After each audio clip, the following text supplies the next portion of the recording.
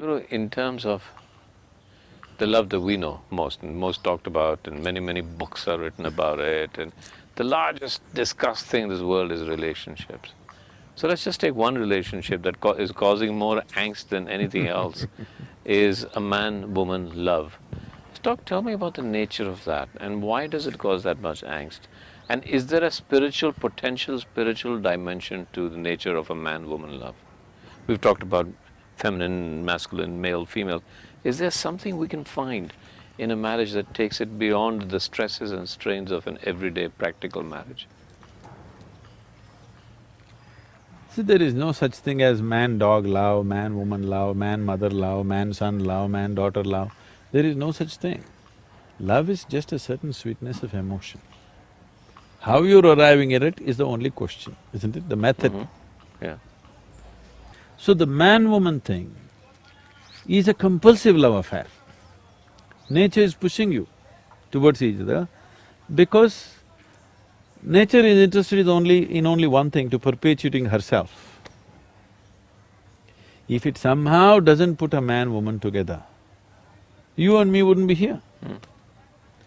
So whether they love each other or not, that's not the question, they have to come together somehow, otherwise you and me wouldn't be born. So this is a compulsive need. This need is throwing people together to experience some sense of oneness. This is one love affair chemically supported by nature. Okay. All the other love affairs are not chemically supported by nature, it is just yours. But this is one love affair which is chemically supported by nature. For most of these love affairs, unfortunately, once the chemistry runs out, they wonder why the hell are they together. So before the chemistry runs out, you are supposed to establish a different level of conscious love affair, which is beyond the chemistry. If that doesn't happen, it turns ugly. So what is that love affair? That is a conscious love affair. Let's talk about that. And let's take it further. Is there a potential spiritual dimension to it? I'm not saying there has to be. Is there a potentially? But let's first say, when the chemicals don't react anymore, what reacts? What works? What makes it work? See, chemistry is of the body, Yeah. okay?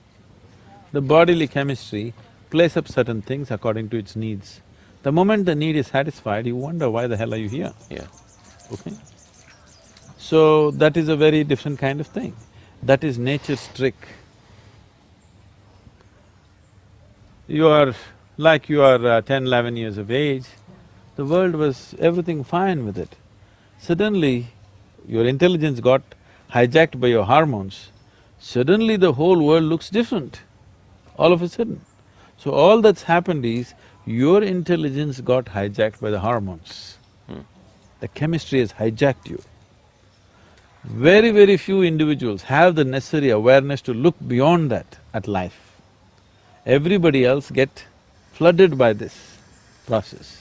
By the time they recover, usually it's too late. Not necessarily. So is it something wrong or right? There's nothing wrong or right, it's just limited, that's all. Is being limited a crime? No. But the nature of the human being is such, he suffers limitations. He doesn't like it. So a relationship, when you see a man and a woman, you're talking about a relationship. Because there are other aspects to it. There may be a social angle to it, there may be a physical angle to it, there may be a psychological angle to it, there may be an economic angle to it. The variety of other things to fulfill in a relationship. We form relationships with variety of people in our lives. You have business relationships, you have personal relationships, you have professional relationships. So, relationships we form basically to fulfill different types of needs or to fulfill somebody else's needs, whichever way it is. That is a relationship.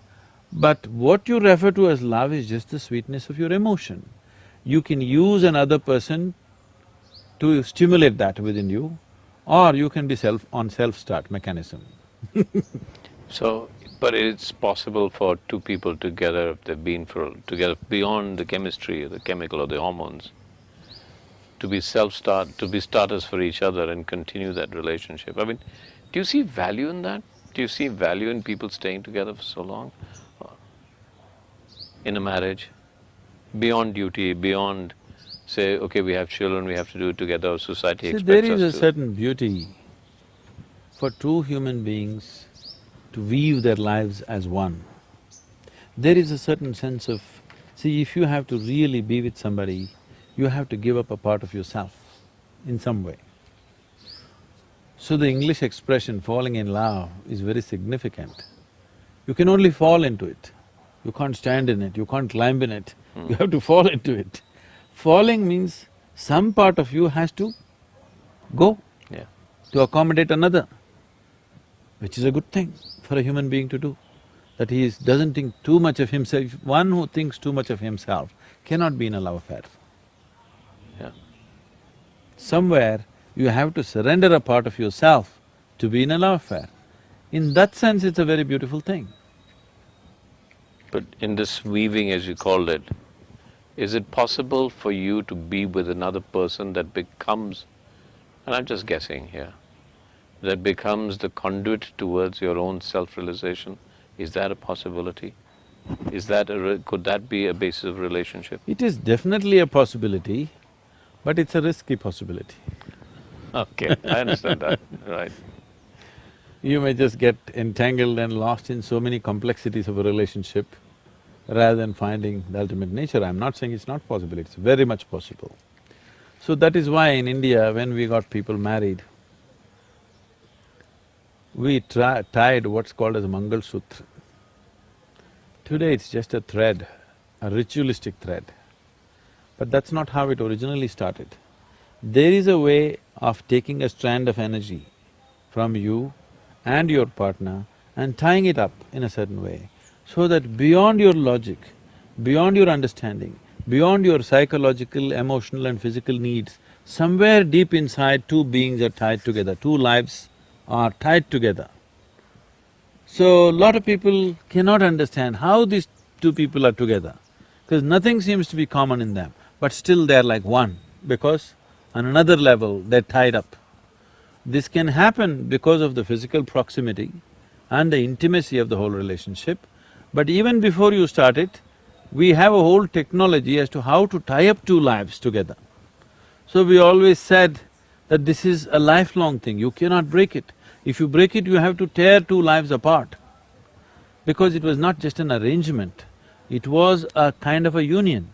If you listen to all the mantras chanted in the weddings, they're always talking about this, how these two beings are being welded together, okay? So anyway, you come from Bollywood, and there was a time 30 years ago, 25 years ago, every song was talking Janam, Janam, Janam. Now they're talking expiry date. Okay. So the whole context of relationships have changed, which I feel is sad, because the profoundness of being with another being has been lost in this. In the name of freedom, in the name of choice, actually you're becoming horribly compulsive. It's all about yourself. When it's all about yourself, you will not know the beauty of life.